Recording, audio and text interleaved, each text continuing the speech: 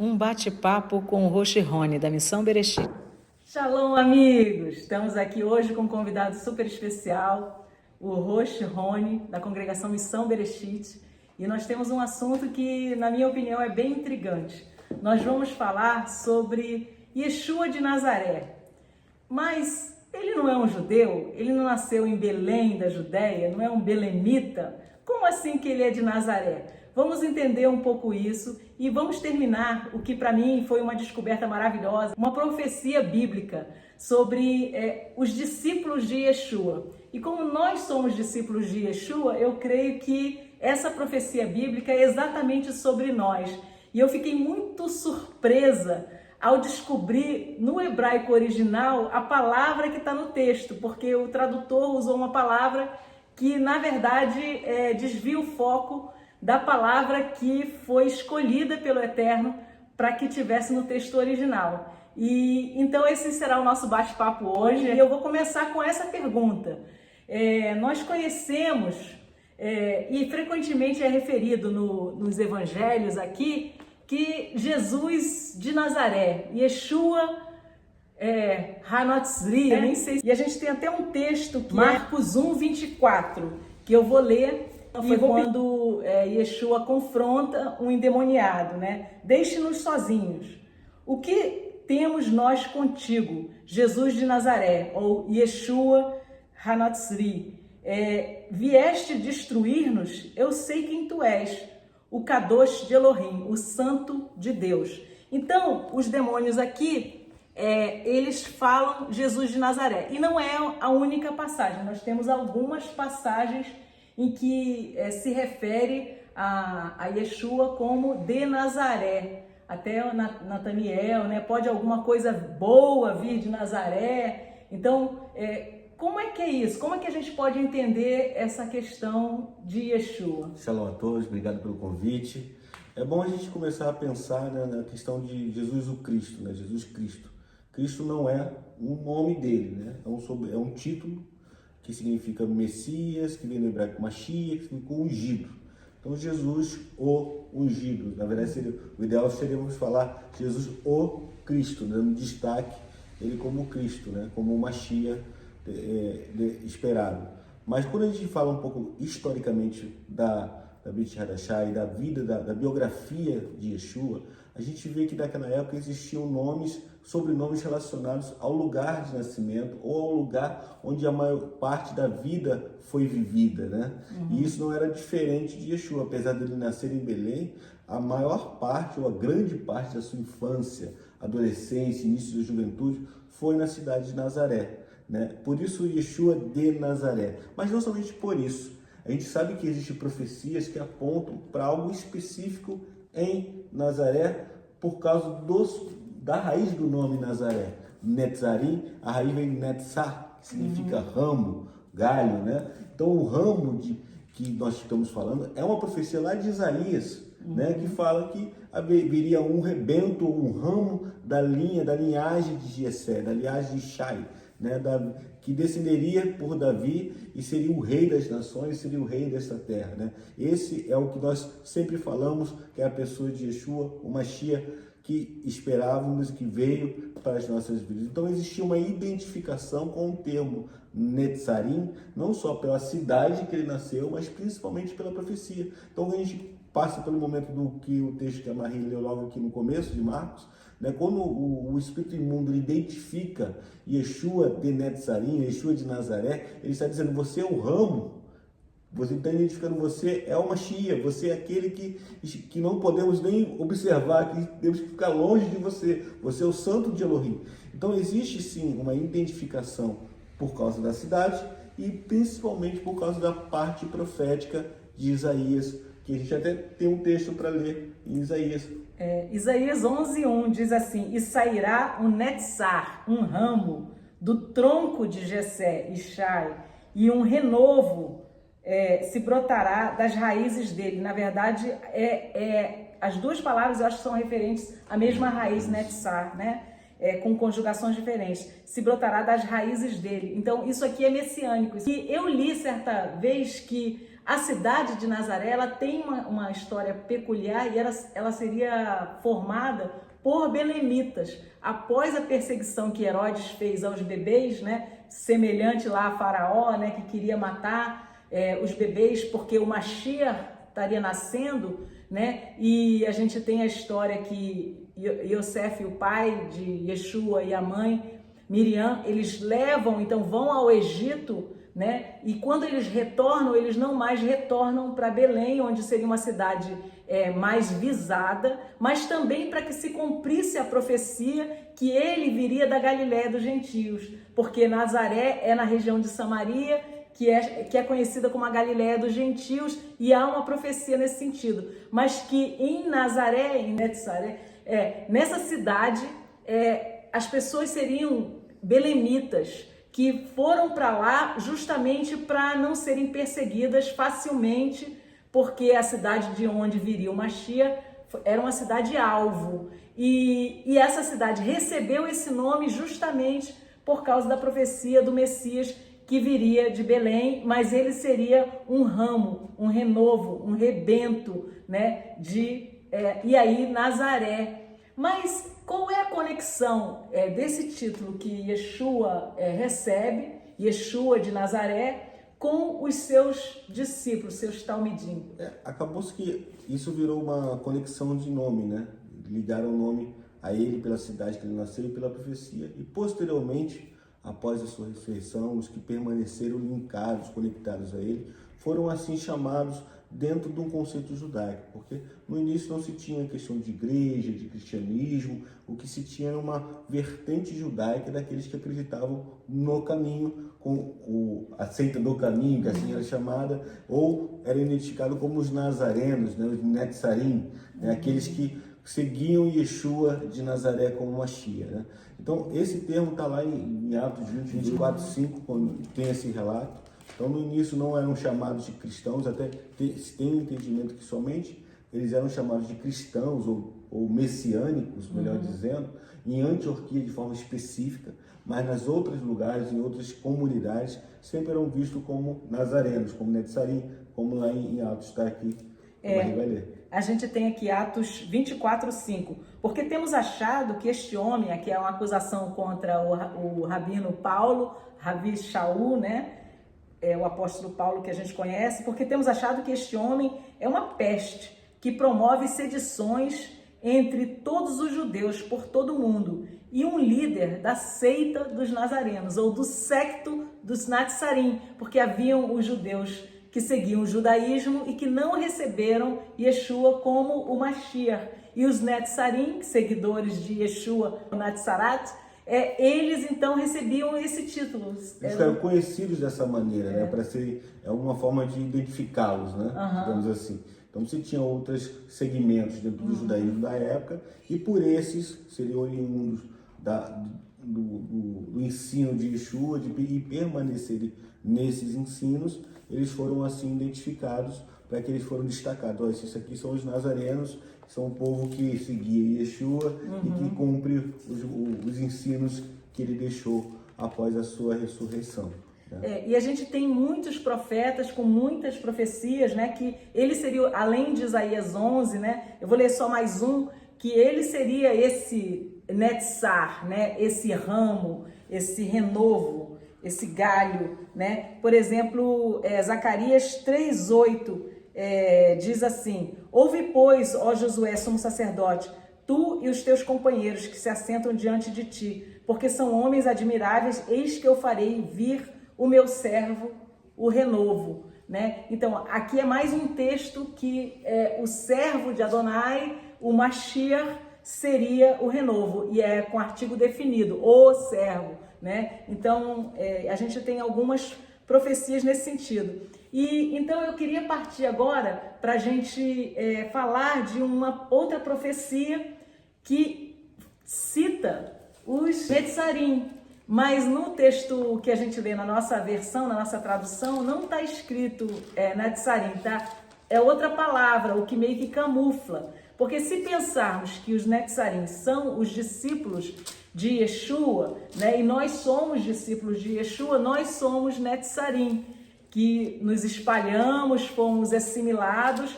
Tem a questão quando Yeshua diz também, eu não vim senão para as ovelhas perdidas da casa de Israel. E a gente tem que entender que havia a casa de Judá, que retornou do cativeiro babilônico após 70 anos, e era composta por 2 tribos principais, mais as pessoas que gravitavam ao entorno. Era Judá, Benjamim, as 2 tribos, os levitas acoplados a essa tribo, mas também qualquer um de qualquer tribo que morasse no entorno, permaneceu na casa de Judá, que ficou aparente depois do retorno do cativeiro e que são judeus até hoje, que a gente identifica. Mas a casa de Israel, que foi para o cativeiro pela mão dos assírios, 150 anos antes da invasão por Nabucodonosor a Jerusalém, né, para dispersar, ela nunca retornou oficialmente do cativeiro e ficou dispersa, espalhada. Mas isso cumpre uma profecia, que é a profecia sobre Efraim. O que a gente tem? Quem é Efraim? Que profecia seria essa? Existe entendimento, né, que os efraimitas são essas nações que receberam um DNA judaico ao longo da história e que essa ascendência foi se perdendo entre várias nações do mundo todo. Então, existe uma profecia que no fim dos tempos Efraim retornaria até Israel, tomaria novamente ali, assumiria seu papel profético do fim dos tempos. E a gente também pode pensar que somos nós, né? Pessoas que são ligadas de alguma maneira pela sua alma, né? Que tiveram uma história, mesmo ali flertante ali com o judaísmo de alguma maneira durante a vida, né? Pessoas que cresceram vendo suas mães acender umas velas sem saber o motivo de acender as velas, limpando a casa de uma maneira sem saber o motivo que estava limpando. Então você tem, pelo menos dentro do Brasil, a gente tem muitas pessoas que têm um costume, né? Certos costumes de vida que apontam muito para uma ascendência judaica, né? Para uma linha de ensinamento judaico. E com isso a gente vai vivendo um sincretismo ao longo do tempo, a gente vai deixou um pouco de lado, né, dentro da nossa jornada de vida, isso como nação, como um país, né? E que hoje, profeticamente, hoje vivemos um tempo profético, muitas pessoas estão se voltando novamente para a Torá, estão desejando viver essa verdade, estão desejando assumir essa lei. Ontem eu estava conversando com uma pessoa aqui, a gente lembrando de uma música de um tempo atrás, né, que ouve-se em todos os povos que um novo rei surgiu, impérios reconhece que a sua destra reinará, e os povos virão a Sião aprender a sua lei. Então essa música é uma música antiga, mas que fala justamente de um tempo profético, que muitos virão aprender a lei com Mashiach, aprender como viver a Torá. Então você que está no canal, você já teve aqui, o hebraico ele é um pouco, pode ser um pouco complicado no início de você entender, mas ele é de uma importância primordial para você não ser enganado com as traduções. Né? Às vezes uma palavra significa, traz bem para você de uma forma e de repente no original é de uma outra maneira, e aí é uma chave de revelação, isso eu queria só fazer uma introdução aqui para Marie, porque muitas palavras que você vê no português, elas são muito genéricas, né? Mas quando você vai para o hebraico, você entende que ali pode haver uma outra interpretação, algo muito mais forte e que não pode ser mudado no final das contas, né? A gente perde muito nas traduções, né? É importante sim ter uma Bíblia em português, mas é importante que você se dedique também a buscar o conteúdo original, a cavar um pouco mais coisas que são ali ocultas a nós ainda, mas que podem ser reveladas a você, a mim, a cada um de nós. E é interessante a gente saber que Efraim foi aquele filho de José que nasceu do Egito, de mãe egípcia, pelo menos formalmente, nós temos na Midrash algumas histórias e versões, mas ele nasceu no Egito de mãe egípcia, oficialmente seria isso, e ele recebe de Jacó o nome Israel. Jacó diz, em ti o meu nome será chamado. Então, qual é o nome espiritual de Jacó? É Israel. Então, Efraim é Israel. Em Gênesis 48, ele se torna uma multidão de povos. Então, porque quando Jacó abençoa Efraim, ele cruza as mãos, ele abençoa, ele diz que em Efraim haverá uma multidão de nações, uma multidão de povos, que a expressão em hebraico é Melor Hagoim. É a mesma expressão que Paulo usa em Romanos 11 para a plenitude dos gentios, Melor Hagoim. Então, o que acontece? Efraim representaria a plenitude dos gentios, representaria a casa, seria o primogênito dessa casa de Israel que foi dispersa, seria o nome Efraim. Daí que em Ezequiel 37 nós temos também os dois ramos, um para Judá e seus companheiros, um para José, Efraim e seus companheiros. Por que Efraim? Porque um é a casa de Judá e o outro seria a casa de Israel, os dois ramos que serão juntados na mão do Messias. Por isso que Yeshua, quando ele diz que ele vem reunir as ovelhas perdidas da casa de Israel, ele está falando da totalidade de um povo que aparentemente não existiria mais, porque só existiria visivelmente a casa de Judá, né? Mas nós temos profecia que nos últimos dias haverá um segundo êxodo, que esses povos, que são, as ovelhas são as que ouvem a voz do bom pastor. A gente não fala, não é DNA, porque houve já uma mistura, não é genética, uma descendência espiritual. A descendência de Abraão via céu, né? As estrelas do céu. Então, ele veio para as ovelhas perdidas da casa de Israel. A ovelha é aquela que reconhece a voz do seu pastor. Então, todos nós que estamos sendo despertos pela voz de Yeshua, pelo chamado de Yeshua, quem ele é de fato, um judeu que viveu a Torá perfeitamente e nos chama a imitá-lo. Então, Efraim seriam esses de nós, num sentido espiritual, né? Não no sentido formal, preciso, num sentido espiritual, que estamos sendo reunidos para seguir o Mashiach Yeshua dentro daquilo que ele viveu, praticou, ensinou, corrigiu, né? Então isso é maravilhoso a gente entender como que a profecia nos liga também a Yeshua de uma forma bem intricada. Se ele era de Nazaré, nós somos Notzirim, e nós temos um texto então para ler, Jeremias 31:6. Porque chegará o dia em que o vigia no monte Efraim gritará: venham, vamos a Sião, a Adonai, nosso Elohim. Esse texto que a Maria estava conversando comigo mais cedo sobre isso, né? O termo vigia, no hebraico ali no original, estava Netzarim. Exatamente. Né? E aí ela falou assim: Rony, eu acho que eu consegui extrair algo muito poderoso nesse contexto desse texto aqui, né?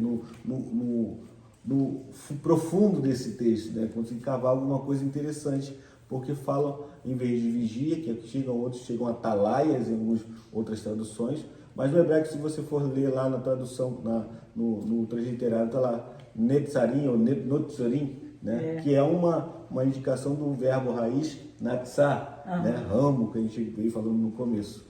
Então, e aí a gente tem, para mim, eu ouvi da seguinte forma, eu vou me permitir aqui uma coisa livre. Haverá um dia em que vocês, Netzarim, nós, Netzarim, seremos chamados sobre o Monte Efraim, né? A terra de Efraim é onde havia o poço de Jacó, onde Yeshua encontra com aquela mulher samaritana, né? Em João 4 a gente tem essa história maravilhosa ali, né? Que é, digamos assim, o quanto Yeshua se aproximou dos gentios, né? E a mulher samaritana passa 2 dias lá compartilhando com os seus, né? Fala dos 2000 anos e que nós temos tido desde que Yeshua veio, morreu, ressuscitou, vivo está, né? E nos atrai para ele a cada dia. Então, nós, os Netzarim, nós estaremos sobre o Monte Efraim gritando: levantai-vos e deixai-nos subir para Sião,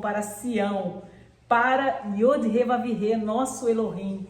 E esse é um clamor, quer dizer, do sentinela também, que nós devemos ser, avisando e chamando os nossos irmãos a nenhum de nós errarmos o caminho, né? A gente tem esse chamado. O salmista fala, né? Quem subirá ao Monte Santo de Sião? Então existe uma subida, existe uma caminhada, existe uma jornada. E a nossa função como pessoas que caminham é ser essa voz profética. Ser a voz que fala desse momento dessa subida, de ter mãos limpas, de ter um coração puro, ser pessoas que realmente propagam essa verdade no seu estilo de vida e também na sua fala, no seu dia a dia. Então, como você que está no canal e você é um Netzarim, Ou se você é um seguidor de Yeshua, um cumpridor da Torá, né? Você também pode ser chamado um nazareno ou um discípulo de Yeshua, melhor dizendo, né? E esses nomes todos é a sociedade que coloca, mas identidade é o Pai que nos dá. Aleluia. Então, que é assim, você medite nesse texto do salmista: quem subirá ao monte santo de Sião? Daquele que tem mãos limpas e um coração puro. Na subida do monte, nós temos que proclamar, não temos que falar, temos que chamar as pessoas a um tempo de teshuvá, a um tempo de arrependimento, a um retorno àquilo que são as origens, né?